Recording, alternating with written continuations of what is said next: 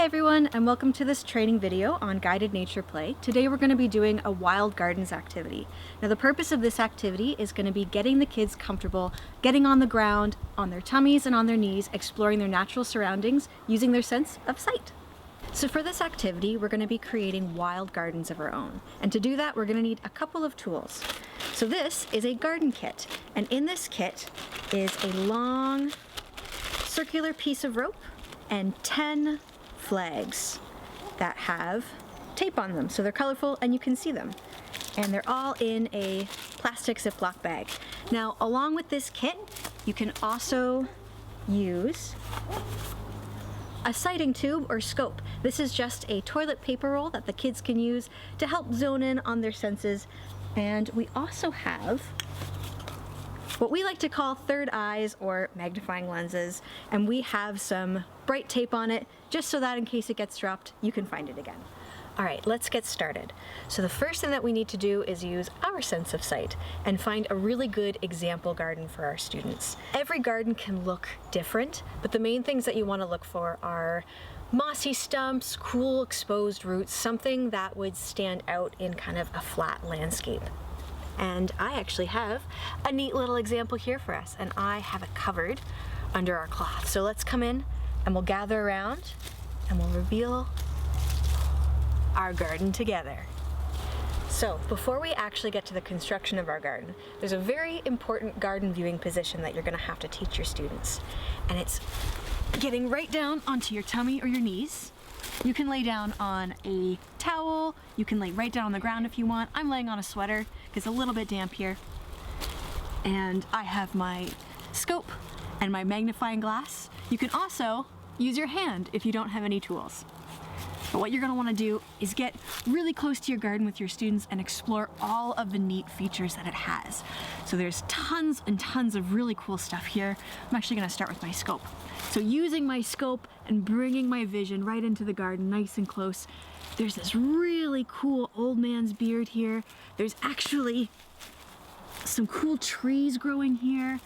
I see a neat stick. There's all sorts of neat things hiding in this beautiful moss. There's all sorts of different moss. You can kind of move around the garden with your students, see what you can see all of the cool features and everything that this garden has to offer.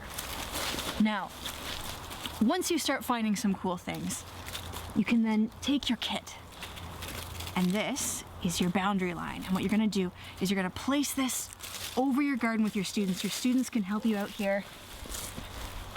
I'm doing it by myself, so it's a little bit trickier. And this way, any creatures who are going to be visiting your garden know exactly where they're going to be going.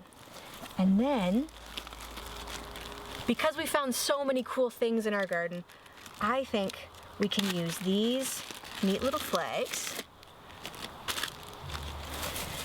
to mark all of those cool places. So I think this is my favorite part, is this cool old man's beard moss. So I'm going to take one of these cool little colored flags. It's just a dowel with a little bit of electrical tape on it, and I'm gonna mark that right there so any creatures who are visiting the garden know that I think this is a really, really cool spot they should check out.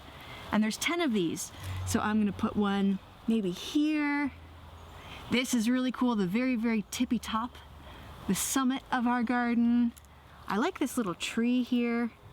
And I'm going to be very careful to place these inside of the boundary line. That's going to make it a lot easier when we are leaving no trace later on. So I'm going to place one here. I think that's a cool little spot.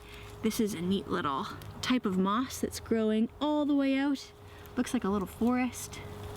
I'm going to place one right here. This is a cool stick.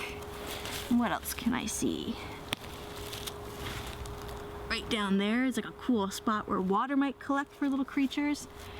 And right here, because I think the sun hits this really nice. All right. And that's our beautiful garden, and your students can help you make this example garden together. Give every second student one of their own little flags and have them work together to find their spot, just so they can have the experiences of doing it together. And then, most importantly, is we need to give our garden a name.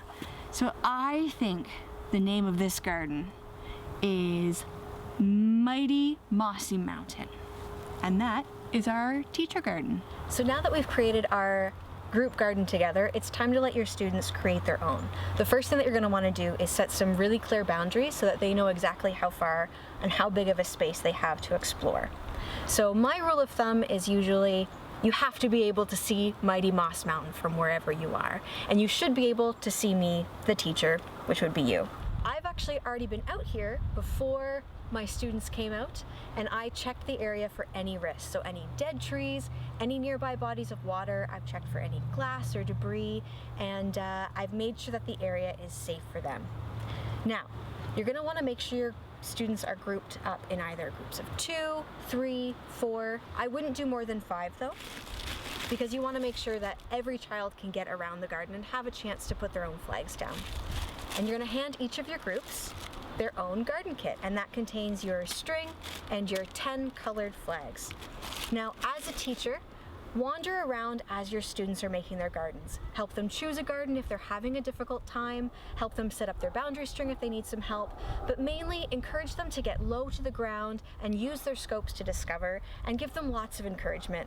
And also tell them to pick a good name, because we're going to be doing tours in just a little bit. So once all of the students have their garden set up, you can go and tour individually each garden. Make sure the children get a chance to talk a little bit about it, maybe point out 1 or 2 of their absolute favorite flags that they've set up, just so that everyone has a chance to speak and everyone's discoveries can be valued. Now, once the tours are done, you're going to be gathering back at your main center garden. This is one of the reasons why it's so important to have enough space around you that all the kids can come in. Now, we really strongly believe in leave no trace, but we also believe that these props should be able to be used over and over again. So we have a very special way of cleaning them up. Now, the first thing that you're going to want to do is get the 10 flags up, because if you were to lift this boundary up first, suddenly those flags become a lot trickier to see, and they can be left behind. So with your kids, you're going to be taking each flag out and counting to 10 out loud so that you know you have 10 before you lift the boundary up. 1, 2, 3, 4, 5, 6, 7, 8, 9, 10. And once you have all 10 flags, you're going to put them directly back into your bag. Do this with your kids at first with your example garden so that it's really, really clear what your expectations are. Now, you can take your rope and place it together, and you can just either wound it around the flags. I kind of find it easier just to go right around the finger. So it's nice and neat. You can pop it into your ziplock bag, zip it up, and this way your props are always going to be ready to use whenever you want the activity, and they're not going to just be a giant dirty mess. And send your kids out, have them do that, go around, help them, especially with getting that rope up for younger grades.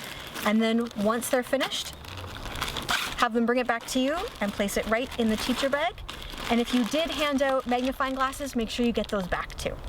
And that's the end of our Wild Gardens activity. We hope that you have a ton of fun taking your own students out and looking for these wild gardens for yourselves. Happy discovering! That was a cool bird.